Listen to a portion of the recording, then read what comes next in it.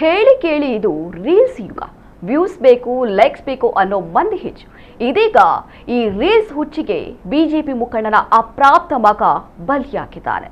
BJP ಮುಖಂಡ ವೀರೇಶ್ ಸಂಗಳದ ಅವರ ಪುತ್ರ 15 ವರ್ಷದ ನಮೇಶ್ ಸಂಗಳದ ಮೃತ ಬಾಲಕ ಕಾರು ಚಲಾಯಿಸಿ ರೀಲ್ಸ್ ಚಿತ್ರೀಕರಿಸುತ್ತಿದ್ದಾಗ ಈ ದುರಂತ ಸಂಭವಿಸಿದೆ ಎನ್ನಲಾಗಿದೆ. ಮೈಸೂರಿನಲ್ಲಿ 9ನೇ ತರಗತಿ ವ್ಯಾಸಂಗ ಮಾಡುತ್ತಿದ್ದ ನಮೇಶ್ ಯುಗಾದಿ ರಜೆಗಾಗಿ ಹುಬ್ಬಳ್ಳಿಯ ಮನೆಗೆ ಮರಳಿದ.